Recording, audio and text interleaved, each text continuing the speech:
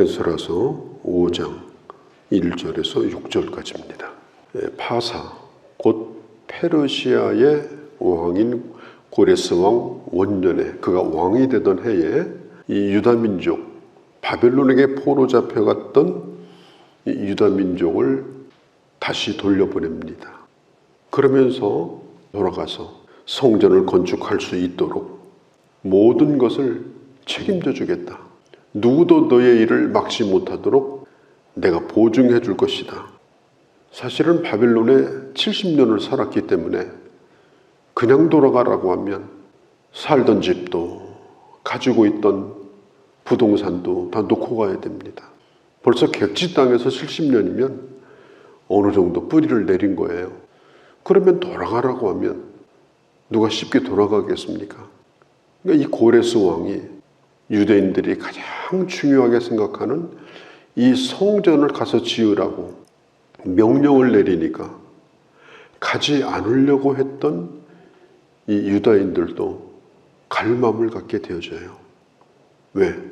성전에 대한 꿈이 있었기 때문에. 그래서 그들이 돌아와서 성전 재건을 시작합니다.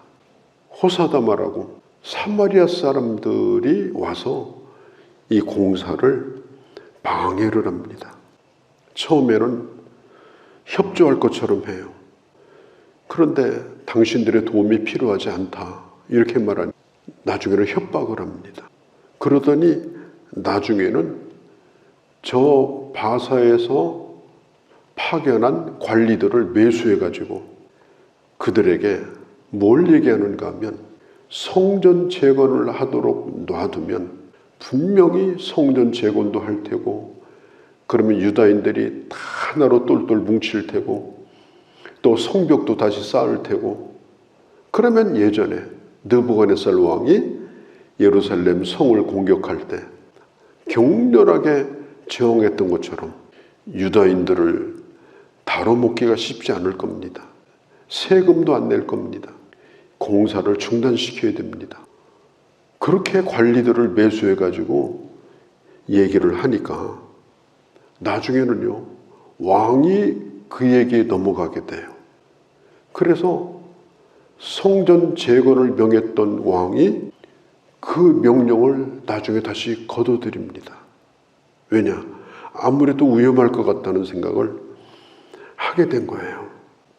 이제는 열정도 점점 식어지고 뜻도 이제 접으니까 아무 일 없듯이 그냥 지냅니다.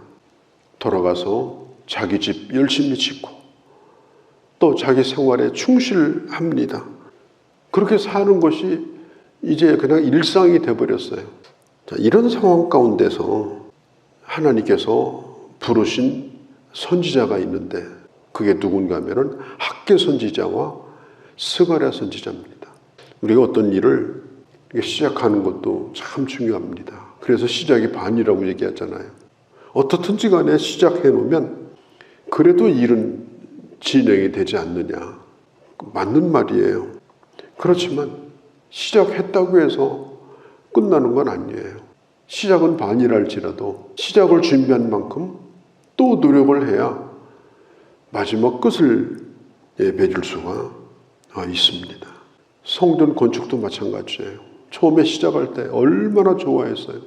터만 닦았는데도 마치 성전을 완공해 놓은 것처럼 축제를 벌이고 감사하고 희망에 차가지고 주님을 예배하고 이렇게 했는데 반대에 딱 부딪히니까 이게 불이 꺼지듯이 그냥 사그라져 버린 거예요. 그러더니 그 꿈을 쉽게 접어버렸어요. 가서 물어보면 이유가 있을 거예요. 안 되는 이유가, 못하는 이유가. 참 안타까운 일이죠. 그래서 하나님이 학개와 스가랴 선지자를 보내서 학개 선지자를 통해서는 하나님이 강력하게 책망하십니다. 그리고 스가랴 선지자를 통해서는 앞으로 예루살렘을 통해서 하나님이 이루실 비전, 하나님께서 하실 일들에 대한 꿈을 불어넣으셔요. 학개서를 읽어보면은 내용이 뭐냐면은 너희가 성전 재건을 중단시키고 너희 집을 잘 짓고 그리고 그 집안에서 이렇게 사는 거 그렇게 하고 잠이 오더냐? 그렇게 하고 밥이 목에 넘어가더냐? 그래서 학개서를 읽어보면 이런 얘기를 해요. 그 모든 노력이 다 호사가 될 것이다. 꼭 해야 될 일을 하지 아니하고 꼭 해야 될 일을 시작을 했는데 마무리도 안 하고 그리고 돌아가서 그렇게 산다고 하면 학개서 1장 4절에 보면 내가 진정으로 해야 될 일을 하지 아니하고 다른 일을 그냥 하고 있다고 하면 그 하는 일이 무슨 의미가 있냐는 거예요. 쌓아둔다고 그게 쌓아둔 거냐? 열정을 기울여서 그 일을 했다고 해서 그게 잘한 일이겠느냐? 다 허사가 될 것이다. 학개 선지자가 아주 강력하게 백성들을 일깨웁니다. 그리고 이제 스가랴 이 선지자가 나타나는데 스가랴서 8장 3절에 보면 이런 말씀을 합니다. 예루살렘은 진리의 성읍이라 일컫겠고 하나님의 산은 성산이라 일컫게 되리라. 예루살렘을 잃어버리지 말라. 하다 중단한 일을 다시 시작해라. 이 말씀을 들으니까요. 무슨 현상이 일어났느냐. 잠자던 사람이 정신을 차리고 벌떡 일어나는 것하고 똑같은 현상이 일어났어요. 말씀을 들을 때에 비로소 그것을 깨닫게 됩니다. 아, 이게 이렇게 사는 게 아니구나. 이렇게 살다가 가면 이게 무슨 의미가 있겠는가? 포기할 일이 아닌데 꼭 해야만 되는 일인데 힘들다고 해서 안 한다. 그런 일이 아닌데 힘들어도 해야 되는 일인데 말씀을 들을 때 그들이 다시 일어나게 된 겁니다. 그렇게 하고 이제 그때 당시 이제 지도자인 수르바벨 또 예수와 그 다음에 장로들 이런 사람들이 다시 앞장을 서게 됩니다. 그렇게 하자 지도자들도 힘을 내고 백성들도 힘을 내고 그 일을 시작해요. 이제는 누구의 허락도 받지 않고 하면 되겠습니까? 안 하겠습니까? 예전에는 겁나서 묻지도 못했어요. 지금은요. 누구도 두려워하지 않아요. 누구의 허락도 받지 않아요. 하나님의 일을 해야 된다. 이건 중단하면 안 된다. 그리고 용기 있게 이 말씀을 실천하게 됩니다. 지도자들이 먼저 이렇게 앞장서서 모범을 보이고 이렇게 헌신을 하니까 누구도 막지 못하는 거예요. 이것은요. 누구한테 설득당한 게 아닙니다. 누가 하라고 시킨 것도 아닙니다. 하나님의 말씀을 듣고 용기를 낸 거예요. 하나님의 말씀을 듣고 깨닫게 된 거예요. 상황이 더 좋아진 것 아닙니다. 그렇게 오래도록 내버려 뒀으면 말 꺼내기도 어려워요. 재정 상태도 어려울 수 있어요. 그러나 중요한 것은 2절에 다시 건축하기를 시작했다. 성전을 다시 건축하기를 시작했다. 다시 시작한 거예요. 우리가 하다가 그만둔 일이 얼마나 많습니까? 좋은 결심을 했지만 살다 보니까 내 일이 먼저 바쁘고 내 주머니가 먼저 궁하고 이렇게 하다 보니까 우선순위가 바뀌어버리고 마음은 먹은 게 많은데 하지를 못하고 이제는 기억도 가물가물한 한때 기도했던 일이고 마음먹었던 일들인데 미뤘던 것들이 이게 얼마나 많습니까? 다시 시작합니다. 참 귀한 일입니다. 옛날에 시작은 했어요. 시작은 이미 한 거예요. 예전에. 처음 일이 아니에요.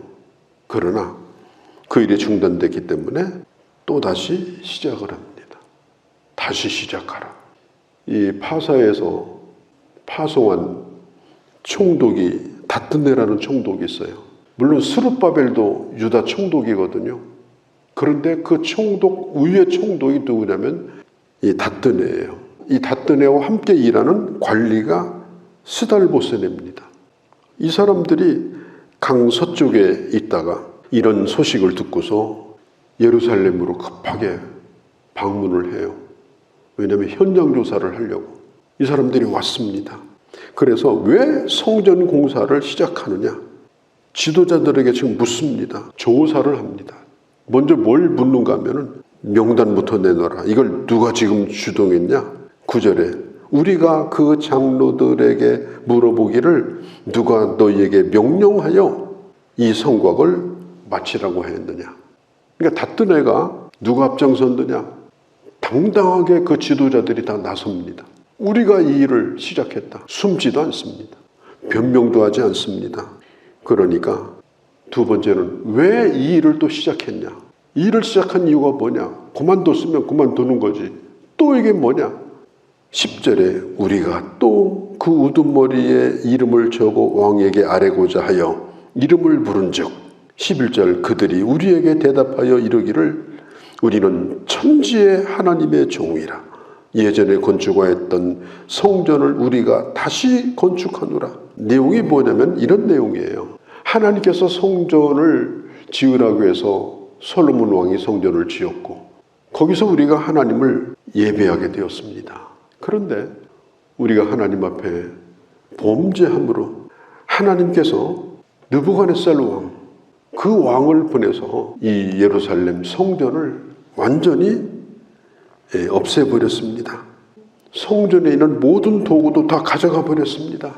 그런데 하나님께서 고레스 왕을 명하셔서 다시 성전 기구를 가져오게 하고 성전을 회복하도록 그렇게 했습니다.